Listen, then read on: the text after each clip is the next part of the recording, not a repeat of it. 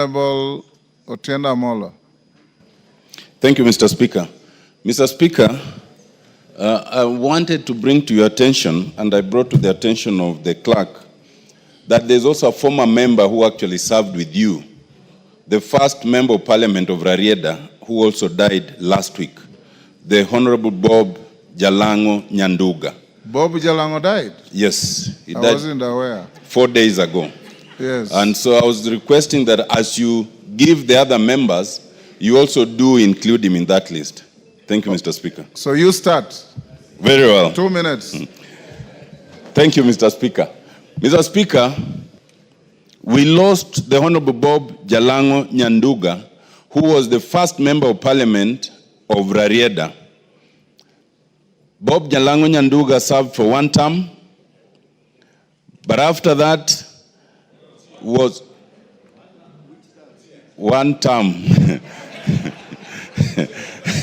And I'm not speaking of any other term. I'm speaking of the term of the Honorable Bob Jalango Nyanduga.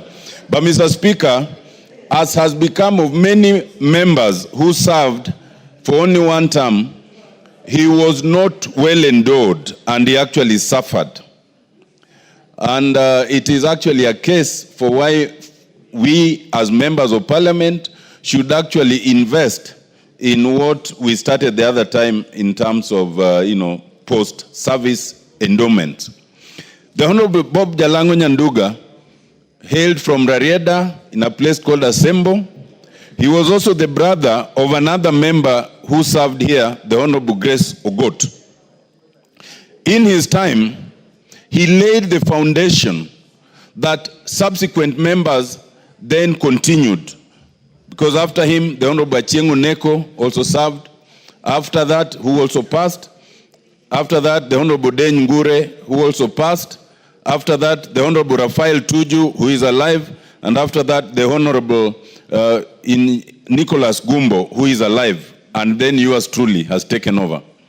And I do not intend to leave that seat anytime soon. So this should also serve as a notice for those who think that they want to come to this August House, that Otiende Amollo is not leaving anytime soon. Mr. Speaker, we need to honor these members, because to serve as a member of parliament is a sacrifice that most people don't understand. You sacrifice your family, you sacrifice your money, you sacrifice the pleasures of life to serve your people. And the only thing we can do to those fallen members who are now deserted is at least to acknowledge them and honor them. I thank you, Mr. Speaker. Mogaka Steve. Thank you, Mr. Speaker, for giving me this opportunity to make a statement on the first woman from Gusii community to ever step in this parliament. Mr. Speaker, pursuant to the provisions of Standing Order 259D2B, I rise to pay tribute to the former nominated member of parliament, the late Honorable Katherine Yamato, better known as Ekerebi, who passed away on the 16th of July, the year of the Lord 2025. Mr. Speaker, the late Honorable Katherine Yamato, who was born on the 28th of February 1949, joined politics in 1997 as a nominated member through the then ruling party, KANU, Baba na Mama, and where she served diligently until 2002. During her tenure in parliament, she was a fearless advocate for gender equality, civic education, and women's rights champion. She also campaigned relentlessly against early marriages, female FGM, and low literacy among the girls. The late Honorable Katherine Yamato continued to advance women's rights beyond politics as the Secretary General of the League of Kenya Women's Voters Caucus, where she was instrumental in the establishment of civic forums for women's political participation. Mr. Speaker, Honorable Katherine Yamato was born at Nyabite Market, where I was also born, and she's my cousin, as well as cousin to the most flamboyant member of parliament from West Mogrango, the late Honorable George Justus Morara, who died in a suspicious road accident. Honorable Speaker, Honorable Yamato's contribution to the nation will forever be cherished. On my own behalf and the people of West Mogrango constituency, I wish to take this opportunity to condole with her family, relatives, friends, and the people of Kenya at large for losing such a dedicated woman leader. May her soul rest in eternal peace. And thank you, Mr. Speaker, for giving me an opportunity to give this tribute to this gallant woman leader.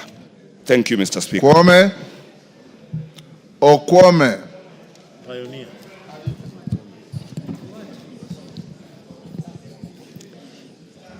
Thank you, Mr. Speaker, for allowing me to make a statement on the demise of the late former Member of Parliament for Karachuonyo, Honorable Phoebe Asiyo.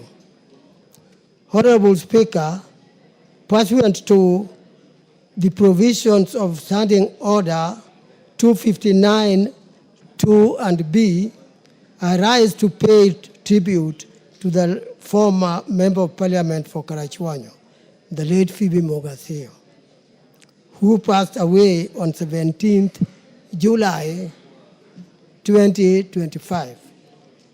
Honorable Speaker, the late Honorable Phoebe Asiyo, who was born on 12th September 1932, began her career as a teacher after completing her studies.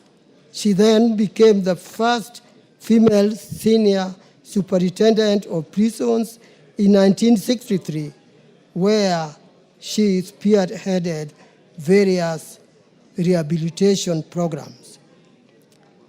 The late Honorable Asiyo,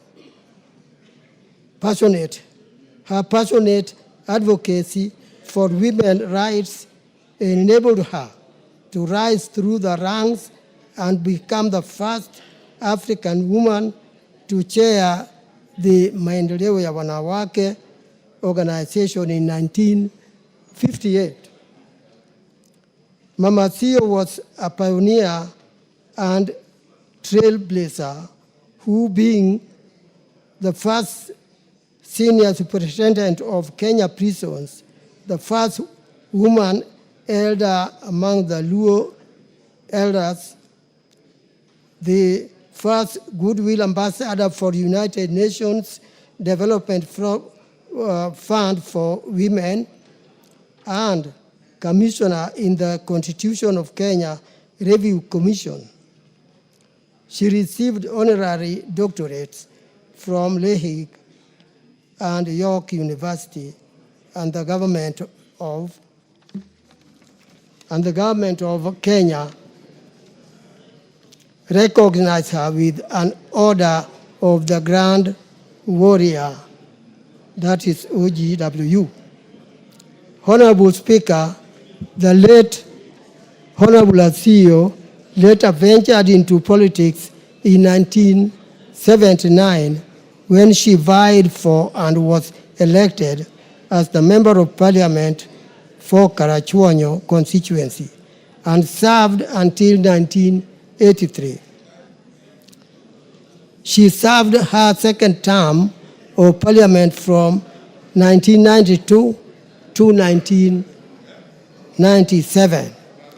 The late Honorable Asiyo was instrumental in pushing for gender reforms, including affirmative action that sought to address domestic violence, widow disinheritance, electoral violence against women, child marriage, and female genital mutilation. In 1997, she introduced a motion on affirmative action, which was prompted by the exclusion of women from Kenya politics. She is hailed for being the originator of the two-gender principle that was later anchored in the 2010 Constitution. Honorable Speaker, her contribution to the women and the nation at large will forever be cherished. I wish to take this opportunity on my own behalf and on behalf of my constituents to condole with the family of the late Honorable Asiyo, her family, relatives, friends, and the people of Kenya at large. May her soul rest in eternal peace. Honorable Speaker, I thank you for the opportunity. Thank you.